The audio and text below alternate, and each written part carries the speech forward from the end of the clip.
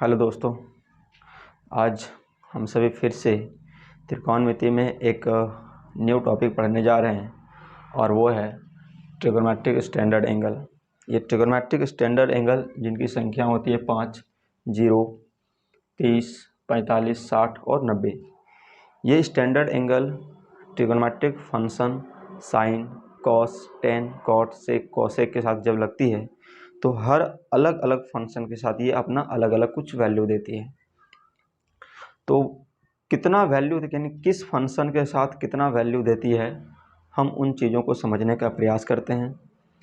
बहुत सारे तरीके होते हैं इसे निकालने के लिए। मैं दो तीन तरीका आपके सामने लेकर आऊँगा। उम्मीद करते हैं आपको चीज़ें समझ में आएगी, आपको पसंद आएगा। तो चलिए मैं पहला तरीका यहाँ पे इस्तेमाल करने जा रहा हूँ और जिसको हम यहाँ पे ज्योमेट्रिक मेथड से निकालने के लिए सीखेंगे। ये स्टैंडर्ड एंगल जब ट्रिगोनोमेट्रिक फंक्शन के साथ लगती है तो वो क्या क्या वैल्यू देती है।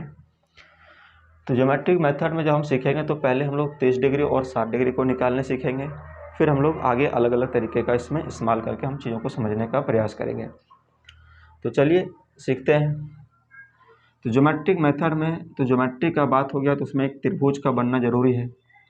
और यदि हम 30 डिग्री और 60 डिग्री को यदि पहले हम निकालने के लिए सीखेंगे तो एक बात आप बताइए कि एक 30 डिग्री है और एक 60 डिग्री है। 60 डिग्री हम बोलें किस त्रिभुज के तीनों कोण आपस में 60-60 डिग्री का होते हैं, तो बोलेंगे सर समबाहु त्रिभुज का होता है। यानी समबाहु त्रिभुज का तीनों कोण 60-60 डिग्री के होते हैं। और 60 का यदि आधा कर दें तो 30 हो जाएगा। तो हम एंगल बाइसेक्टर लाइन खींच के एंगल को डिवाइड कर देंगे तो 30 बन जाएगा। इसलिए 30 डिग्री और 60 डिग्री दोनों को हम एक ही साथ हम यहाँ पे निकालने के लिए सीखेंगे। तो उसके लिए हमको एक समबाहु त्रिभुज बनाना पड़ेगा। वो इसलिए क्योंकि समबाहु त्रिभुज का प्रत्येक कोण होती है 60 डिग्री का। तो मान लीजिए इस ट्रायंगल का नाम हमने दे दिया ए, बी और सी। अब ये कोण भी आपका 60 डिग्री का होगा, ये कोण भी आपका 60 डिग्री का होगा और ये कोण भी आपका 60 डिग्री का होगा, क्योंकि समबाहु त्रिभुज की प्रत्येक कोण आपस में 60-60 डिग्री की ही होती है। बोले क्यों होती है, तो हम पहले ही बोल रखे हैं आपको हर क्यों और कैसे का जवाब मिलेगा। और चूँकि ये ज्योमेट्री का चीज़ है तो आपको ज्योमेट्री में बेहतर तरीके से इसको समझाया जाएगा बेहतर। लेकिन थोड़ा सा समझ लीजिए कि जैसे हमने बोला समबाहु त्रिभुज बनाना है तो सम मतलब बराबर और बाहु का मतलब भुजा, यानी इसकी सभी भुजा आपस में क्या होगी, बराबर होगी। और सभी भुजा बराबर है तो इसका सभी कोण आमने सामने का कोण भी आपस में क्या होगा, बराबर होगा। सभी भुजा बराबर तो सभी भुजा के आमने सामने का कोण भी क्या होगा, बराबर हो जाएगा। और हम सब जानते हैं त्रिभुज के तीनों कोण का जो सम होता है वो 180 डिग्री का होता है। और चूँकि तीनों एंगल बराबर होगा तो 3 से डिवाइड यदि कर दें तो 60-60 डिग्री का होगा। तो ये समबाहु त्रिभुज का प्रत्येक कोण कितना डिग्री का हुआ, 60 डिग्री का। अच्छा, दूसरी बात, समबाहु है तो इसके सभी भुजाएं भी बराबर होगी। तो मान लीजिए इसकी भुजा, एक भुजा मान लीजिए ए है तो ये भी भुजा हमारा ए होगा और ये भी भुजा हमारा ए होगा। सभी भुजाएं होगी आपस में बराबर। अब ये 60 डिग्री का चीज़ समझ आ गया बात। अब आना है हमको 30 डिग्री में। तो 30 डिग्री बनाने के लिए हमको क्या करना पड़ेगा, तो यहाँ से हमको एक एंगल बाइसेक्टर लाइन खींचना पड़ेगा। यहाँ 60 डिग्री है, 60 को हम बीचों बीच यदि बांट दें एंगल को तो 30-30 में बढ़ जाएगा। तो उसके लिए हमको एक जिस लाइन को हम खींचना है हमको, उस लाइन को हम लोग बोलते हैं एंगल बाइसेक्टर लाइन, कोण समद्विभाजक। तो यहाँ से हम एक एंगल बाइसेक्टर लाइन खींचते हैं तो ये जो एंगल हमारा बन रहा था वो 60 डिग्री का, ये बनेगा हमारा 30 और ये हमारा बनेगा 30, दोनों हाफ हाफ में बढ़ जाएगा। अच्छा, समबाहु त्रिभुज का जो एंगल बाइसेक्टर लाइन जो होता है, जो कोण को बांटने वाली लाइन होता है, वो लाइन सिर्फ कोण को ही नहीं बांटता है बल्कि इस भुजा को, यानी जिस भुजा पे डाला जाएगा उस भुजा को 2 बराबर भागों में बांट देगा। यानी ये भुजा है ए तो ये इसको आधा आधा बांट देगा। यानी ये भुजा मानते हैं 10 होता तो यहाँ से यहाँ 5 होता और यहाँ से यहाँ भी 5 होता। तो समबाहु त्रिभुज का जो एंगल बाइसेक्टर लाइन होती है वो एंगल बाइसेक्टर लाइन सिर्फ एंगल को ही नहीं बांटती है ये भुजा को भी बांट देती है और ये जो लाइन होती है वो इस भुजा पे लंब भी होती है। ये समबाहु त्रिभुज में एंगल बाइसेक्टर का प्रॉपर्टीज है। तो हमने यहाँ पे कुछ इसका नाम दे दिया, मान लीजिए डी है, तो यहाँ से यहाँ a/2 होगा इसका आधा, और यहाँ से यहाँ भी होगा a/2 इसका आधा हो जाएगा। अब चीज़ें आपको समझ में आ गई होगी। अब यहाँ के बाद ज़्यादा आपको कुछ करने की ज़रूरत है नहीं। आप देखिए यहाँ पे दो ट्रायंगल बन गया और दोनों ट्रायंगल का जो क्षेत्रफल होगा वो क्षेत्रफल भी आपस में इक्वल होगा। एक ट्रायंगल है ADB और ADC, ये दोनों का जो क्षेत्रफल होगा, एरिया होगा, वो दोनों का इक्वल होगा। चूँकि ये AD लाइन इस BC भुजा पे लंब हो गए तो हम यहाँ पे लंब का सिंबल दे देते हैं। अब आप यहाँ पे देखिए, देख पाएंगे तो आपको यहाँ पे दो समकोण त्रिभुज नजर आएगा और दो समकोण त्रिभुज में एक है हमारा ADB, एक है ADC। तो किसी एक को हम यहाँ से उठा के साइड कर लेते हैं ताकि चीज़ें आपको बढ़िया से समझ में आए। ये है, ये A है, ये D है और इधर C है। ये एंगल बन रहा है 60 डिग्री का, ये बन रहा है 30 डिग्री का, और ये भुजा हमारा A है, यानी कर्ण जो है वो A है, और ये जो आधार है हमारा a/2 है। तो हम एक थ्योरम पढ़ के रखे हैं पाइथागोरस का कि जब कर्ण दिया है, आधार दिया है, दो भुजा दिया है, तो तीसरा भुजा यदि निकालना है तो हम पाइथागोरस का इस्तेमाल हम कर सकते हैं। तो हम पाइथागोरस प्रमेय का इस्तेमाल करके इस भुजा को यदि लाना चाहें तो वो कितना आएगा, तो हम लोग फॉर्मूला जानते हैं, कर्ण का स्क्वायर बराबर होती है लंब का स्क्वायर और जोड़ आधार की स्क्वायर। तो इसमें कर्ण कौन है, तो कर्ण होती है 90 के सामने वाला और ये है हमारा A। तो हम कर्ण के जगह पे A लिख देते हैं, उधर स्क्वायर है तो हो गया A का स्क्वायर। लंब हमारा हो गया ये AD लाइन। हम यहाँ पे लंब पहले निकालने का प्रयास कर रहे हैं। तो लंब हमारा हो गया AD और आधार हमारा हो गया a/2, इसका हो गया स्क्वायर। हमको लंब का वैल्यू निकालना है तो हमको इसको उठा के इधर लाना पड़ेगा, और यदि इधर लाएंगे तो इसमें कुछ चेंजिंग होगा, और वो चेंजिंग क्या होगा, तो ये प्लस का सिंबल है तो बराबर के इधर आएगा तो ये माइनस में हो जाएगा, और स्क्वायर कर देते हैं। A का स्क्वायर होगा इधर, इधर 2 का स्क्वायर हो जाएगा 4 बराबर होगा AD का स्क्वायर। अब इसको एलसीएम वगैरह लेंगे तो ये 4a² में एक स्क्वायर घट जाएगा तो ये 3a² होगा, और बाय 4 बराबर AD का स्क्वायर। ये स्क्वायर इधर से यदि हटा दिया जाए तो बराबर किधर, तो ये रूट में लग जाएगा। ये 3 का वर्गमूल तो निकलेगा नहीं तो ये रूट में ही रहेगा। a², a 2 बार है तो इसका एक वर्गमूल आ जाएगा a, 4 का वर्गमूल आ जाएगा 2 बराबर हो गया AD। यानी AD का जो वैल्यू आया, यानी जो लंब का जो लंबाई आया वो आया √3a/2। ये हमारा आया √3a/2। बस आपको ये पाइथागोरस थ्योरम का इस्तेमाल करके, आपको ये कर्ण दिया रहता, आधार दिया रहता, तो हम लंब निकाल लेते हैं इस पाइथागोरस का इस्तेमाल करके। और ये निकालने के बाद हम लोग अब यहाँ से आराम से निकाल सकते हैं 30 डिग्री का वैल्यू और 60 डिग्री का वैल्यू। अलग अलग फंक्शन के साथ लगेगी तो उसका क्या वैल्यू होगी। तो चलिए मैं चीज़ों को समझने का प्रयास करता हूँ आगे और निकालने का प्रयास करते हैं। पहले हम लोग 30 डिग्री के लिए चलते हैं। 30 डिग्री के लिए ये 30 डिग्री जब अलग अलग फंक्शन के साथ लगेगी तो वो क्या वैल्यू देगी। तो चलिए, पहला फंक्शन साइन है, इस साइन के साथ स्टैंडर्ड एंगल हमने 30 लगा दिया। तो साइन 30 का वैल्यू क्या होगा।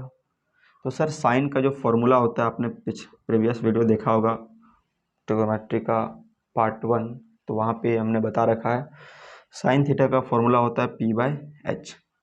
तो हम यहाँ पे लिख सकते हैं साइन थीटा का वैल्यू p/h। अच्छा, ये लंब कौन होगा, ये कर्ण होगा, ये डिसाइड कौन करता है, ये सॉरी कर्ण तो 90 के सामने वाला ही होती है, लेकिन ये लंब कौन होगा, ये डिसाइड करता है एंगल। एंगल जहाँ पे होगा उसके सामने की भुजा ही लंब होगी। तो एक मैं फिगर का इधर इस्तेमाल करता हूँ। ये मान लिया एक समकोण त्रिभुज है, यहाँ पे मान लेते हैं थीटा बन रहा है, तो थीटा के सामने ये लंब होगा, ये आधार होगा, 90 के सामने ये कर्ण होगा। अच्छा, यहाँ पे यदि हमने समकोण त्रिभुज में थीटा यहाँ बना दिया तो थीटा यहाँ बना, तो थीटा के सामने ये हमारा लंब होगा, ये आधार होगा और ये कर्ण होगा। 90 के सामने ही हमेशा कर्ण होता है। तो आप देख रहे हैं एक बार लंब यहाँ हो रहा है तो एक बार यहाँ हो रहा है, एक बार आधार यहाँ हो रहा है तो एक बार यहाँ हो रहा है। तो ये एंगल जैसे जैसे बदलता है वैसे वैसे लंब और आधार बदलता है, तो इसीलिए हम यहाँ पे लंब जो लेंगे वो इस एंगल के आधार पर लेंगे। तो 30 डिग्री 30 यहाँ पे बन रहा है, तो इसके सामने का भुजा भी यहाँ पे बोले जो जहाँ एंगल बनता है उसके सामने की भुजा लंब होती है। तो एंगल यहाँ बने तो एंगल यहाँ बने तो इसके सामने का भुजा ये होगी, यानी लंब होगा हमारा a/2 और कर्ण है हमारा a। इसको सॉल्व आउट करेंगे तो इसके नीचे हम कुछ नहीं तो 1 लगा सकते हैं। तो ये a/2 ऊपर का चीज़ जैसे है उसी तरह रहेगा, ये नीचे का चीज़ है पलट जाती है, ये 1 जाएगा ऊपर और ये आएगा a नीचे, ये कट जाएगा तो आएगा 1/2।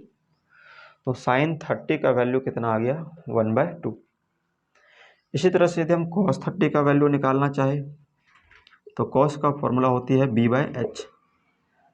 b/h होती है तो h कौन और b कौन, ये h तो 90 के सामने वाला ही होगा, ये a, लेकिन ये b कौन होगा ये बताएगा एंगल यहाँ बन रहा है। तो अभी हमने बोला जहाँ एंगल बनता है उसके सामने लंब होता है, तो ये हुआ लंब, ये कर्ण तो 90 के सामने होना ही है, तो आधार कौन होगा ये वाला। तो आधार हुआ हमारा √3a/2 और कर्ण है हमारा a। इसको आगे बढ़ाएंगे तो उसी तरह से होगा, यहाँ पे इसके नीचे कुछ नहीं तो 1 √3a/2 और इसको पलट देंगे 1/a होगा, a से a कैंसिल, √3 को 1 से मल्टीप्लाई करें तो √3 और बट्टे नीचे में 2। तो ये cos 30 का वैल्यू आ गया √3/2। ये मैं आपको ज्योमेट्रिक मेथड से समझा रहा हूँ, फिर मैं आपको उंगली पे निकालने के लिए सिखाऊंगा, आप उंगली पे डायरेक्ट निकाल सकते हैं। इस चीज़ों का ज़बरदस्त इस्तेमाल होगा, इसलिए हम इसको 2-3 तरीके से बताएंगे, उसके बाद इसमें रिजल्ट निकालेंगे ताकि आपको क्वेश्चन को सॉल्व आउट करने में ज़्यादा समय ना लगे। 5 से 10 सेकंड काफ़ी है इस सवालों को सॉल्व करने के लिए। तो चलिए मैं आगे इसमें चलते हैं। साइन हो गया, कॉस हो गया, अब आगे निकालते हैं टेन का फॉर्मूला होता है p/b और p कौन, तो 30 डिग्री यहाँ पे, तो 30 के सामने वाला ही जहाँ एंगल बन रहा है उसके सामने लंब, तो लंब हमारा हो रहा है 1/2 और b हमारा कौन हो रहा है, तो b हमारा √3a/2। तो इसको सॉल्व करेंगे तो यहाँ पे क्या होगा, ये 2 से 2 कैंसिल हो जाएगा तो बचेगा a/√3a, ये a से a कैंसिल तो 1/√3 बचेगा। ये हुआ tan 30 का वैल्यू 1/√3। आगे निकालते हैं, cot 30 निकालना है। तो एक चीज़ है आपको समझ में, देखो जो tan 30 डिग्री होगा वही उसी का जस्ट रिवर्स हो जाएगा cot 30, क्योंकि tan 30 का फॉर्मूला p/b होता है, तो cot का फॉर्मूला जस्ट इसका रिवर्स होता है b/p। इसलिए जो tan 30 का वैल्यू आया वही उसी का रिवर्स कर दें तो वो cot 30 का वैल्यू होगा, यानी cot 30 का वैल्यू इसका रिवर्स करें तो √3/1 यानी √3 होगा। अब कैसे होगा, तो आप यहाँ पे देखिए 30 एंगल यहाँ बन रहा है, एंगल यहाँ बन रहा है तो इसके सामने ये लंब, और लंब तो हमको लिखना है लेकिन नीचे में लिखना है, ये a/2 आएगा हमारा नीचे, और आधार हमारा कौन होगा, ये √3a/2 होगा। ये 2 से 2 कैंसिल तो बच गया √3a/a, तो ये a से a कैंसिल तो बचेगा √3, नीचे में कुछ नहीं तो 1। तो देखिए जो यहाँ पे है उसी का यहाँ पे रिवर्स हो गया, तो tan को पलटा मार देते हैं, पलट देते हैं तो वो cot बन जाता है। उसी तरह से आप साइन का वैल्यू, यदि sin 30 का वैल्यू 1/2 है तो उसी तरह को जब पलटाएंगे, इसी को पलटाएंगे तो cosec का आपका रिजल्ट निकल जाएगा cosec 30 का वैल्यू क्या होगा, तो sin 30 का जस्ट रिवर्स होता है, साइन का p/h है तो cosec का होता है h/p है, तो p/h था तो 1/2 आया, h/p होगा तो ये पलट जाएगा तो 2/1 यानी 2 होगा। तो जब इसको आप सॉल्व आउट करोगे तो जैसे कि आप यहाँ देख सकते हो h का वैल्यू है a और p का वैल्यू है a/2, ये इसके नीचे कुछ नहीं तो 1, ये पलट जाएगी a/a और इधर 1/2, ये कैंसिल हो जाएगा तो बचेगा 1/2, cosec 30 हो गया 1/2। उसी तरह से cos को पलटा मार दीजिए तो एक फंक्शन बच गया हमारा sec 30, तो sec का क्या होगा, तो cos का फॉर्मूला b/h होता है तो sec का होता है h/b। तो यहाँ बी बाई एच है और वहाँ एच बाई बी है, तो यहाँ पे जो वैल्यू है वो पलट जाएगी। अब इसको सॉल्व करोगे तो वही चीज़ आएगा, यहाँ पे होगा 2/√3। तो उम्मीद करते हैं आपको ये चीज़ें समझ में आई होगी। तो 30 डिग्री का, जब 30 डिग्री जो स्टैंडर्ड एंगल है ये अलग अलग फंक्शन के साथ लग रही है तो अलग अलग वैल्यू दे रही है। इसको मैं और अलग अलग तरीके से इसको समझाने का प्रयास करूंगा आपको, लेकिन पहले चीज़ों को समझिए ज्योमेट्रिक मेथड से। ये अगला हम लोग 30 डिग्री के बाद चलते हैं 60 डिग्री के लिए और समझते हैं 60 डिग्री का। जब ये 60 डिग्री स्टैंडर्ड एंगल जो है वो अलग अलग फंक्शन के साथ लगे तो क्या क्या वैल्यू देगी। तो पहला फंक्शन मान लेते हैं साइन है और इसके साथ लगाते हैं हम लोग 60 डिग्री। तो साइन का फॉर्मूला तो यही रहेगा पी बाई एच। अब हम थोड़ा सा चीज़ों को जल्दी करने का प्रयास करते हैं। 60 यहाँ पे है, तो जहाँ एंगल बना उसके सामने वाला भुजा होती है लंब, यानी लंब हो गया हमारा √3a/2 और h हमारा हो गया a। इसको जब सॉल्व आउट करो तो यहाँ से a से a कैंसिल होगा तो बचेगा हमारा √3/2। इसको आप सॉल्व आउट कर सकते हैं, तो ये साइन 60 का वैल्यू √3/2 होगा।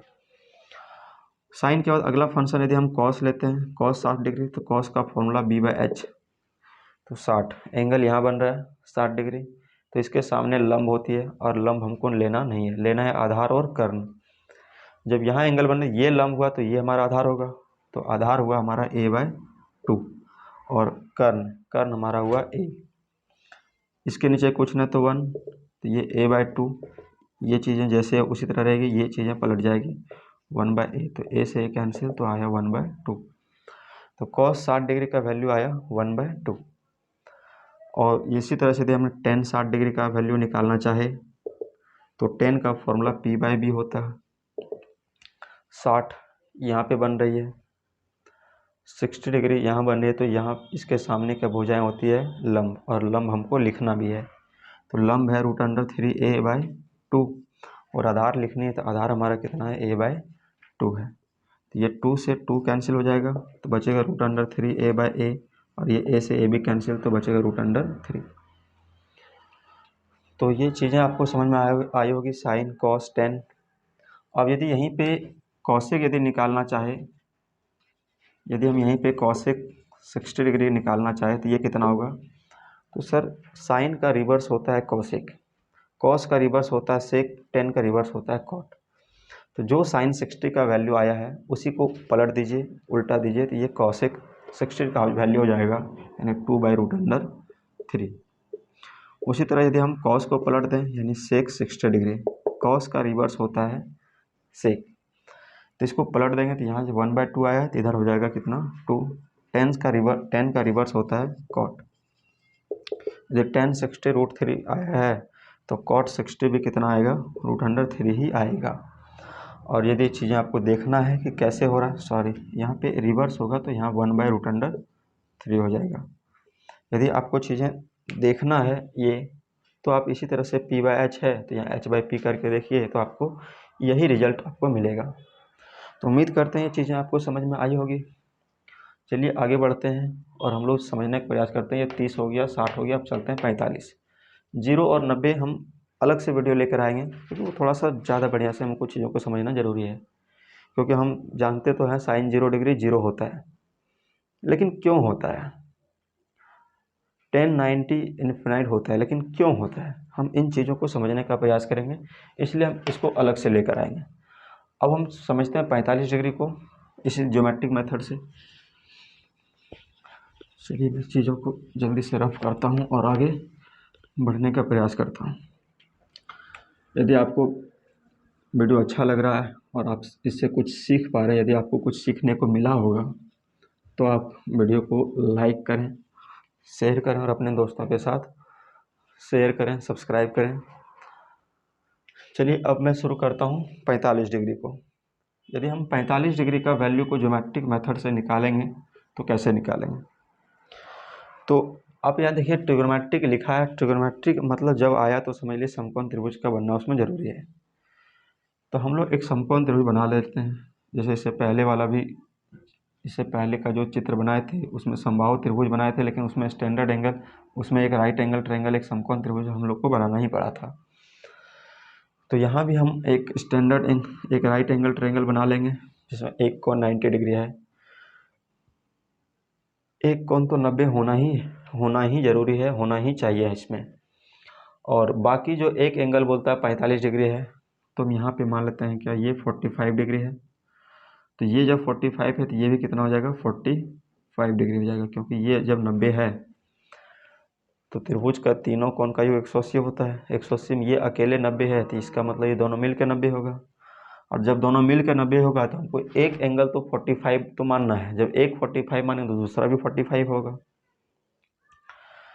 अच्छा, एक बात आपने पढ़ रखा है कि यदि ये ये एंगल और ये एंगल आपस में बराबर है, तो इसके सामने ये भुजा, इसके सामने की ये भुजा, दोनों भुजा भी आपस में बराबर होगी। और दोनों भुजा आपस में बराबर होगी तो दोनों भुजा को कुछ मान लेते हैं। मान लीजिए ये भुजा हमारा x है, तो ये भी भुजा हमारा x होगा। अच्छा, जब हम लोग ये x है और पाइथागोरस का जब इस्तेमाल करेंगे तो पाइथागोरस का थ्योरम होता है h² बराबर p² प्लस b²। और p हमारा यहाँ पे लंब हो रहा है, p हमारा x हो रहा है तो x का स्क्वायर होगा, b हमारा x हो रहा है तो यहाँ भी x का स्क्वायर होगा। तो एक x स्क्वायर होगा 2x²। ये सारा का सारा h² का हो रहा है। और इस जैसे इधर से स्क्वायर हटाएं इधर रूट लगेगा, और चूँकि 2 का वर्गमूल निकलना नहीं है तो ये रूट रहेगा। x² स्क्वायर में है तो एक रूट से बाहर आ जाएगा। तो ये हमने पाइथागोरस थ्योरम का इस्तेमाल करके हमने इसका समकोण समद्विबाहु त्रिभुज का दोनों भुजा को निकाल लिया। अब ये जब निकाल लिया तब हमारे लिए चीज़ों को समझना आसान हो गया। तो चलिए मैं 45 डिग्री का वैल्यू निकालता हूँ। जैसे साइन 45 डिग्री का यदि बात करें तो साइन का फॉर्मूला p/h होता है। अब 45 आप कहाँ लें, 40 यहाँ भी बन रहा है यहाँ भी बन रहा है, तो कहीं भी आप ले सकते हैं। दोनों जगह तो एंगल सेम है और एंगल सेम है, भुजा भी सेम है, इसलिए 45 यहाँ मानो या यहाँ मानो, कहीं भी मानो, कोई समस्या इसमें नहीं है। तो यदि हम यहाँ मानते हैं तो इसके सामने का भुजा क्या हो रहा है x, और इसके सामने का भुजा क्या हो रहा है h तो हमारी 90 के सामने होगा, ये √2x, ये x से x कैंसिल तो बचा 1/√2। तो साइन 45 का वैल्यू कितना होता है 1/√2। उसी तरह यदि हम cos 45 डिग्री का वैल्यू निकालना चाहें तो cos का फॉर्मूला होता है b/h। 45 कहीं भी मान सकते हैं, यहाँ मानेंगे तो ये लंब तो ये आधार होगा, यहाँ माने तो ये लंब ये आधार होगा, यानी दोनों हालात में आधार x ही होना है। आधार x हुआ और h कर्ण हमारा हुआ कितना √2x, ये x से x कैंसिल तो बचा 1/√2। उसी तरह यदि हम tan 45 निकालना चाहे तो tan का फॉर्मूला होता है p/b। तो एंगल यहाँ मान लीजिए बन रहा है तो इसके सामने का भुजा ये लंब होगा x, और जब ये लंब तो ये हमारा आधार, ये भी हमारा x होगा, तो x कट गया कितना बार में, एक बार में। तो tan 45 डिग्री का जो वैल्यू आया वो कितना हुआ 1। उम्मीद करते हैं चीज़ें आपको समझ में आ रही होगी। अच्छा, ये जब आ गया तो हमको पता है साइन को पलटाते हैं तो कॉसेक बनता है, कॉस को पलटाते हैं सेक, टेन को पलटाते हैं तो कॉट बनता है। चलिए मैं चीज़ों को यहाँ पे लिख ही देता हूँ। कॉट 45 निकालना है तो कॉट का फॉर्मूला होता है इसी का रिवर्स b/2। 45 यहाँ बन रहा है तो ये लंब होगा, और लंब हमको लिखना है कहाँ, नीचे। और ये जब ये लंब तो ये हमारा आधार होगा x, तो ये कट जाएगा कितने बार में, एक बार में। तो कॉट 45 का वैल्यू कितना हुआ 1। उसी तरह कॉस को पलटाते हैं तो हमारा आता है सेक, यानी कॉस 45 यदि 1/√2 है तो सेक 45 √2 ही होना है।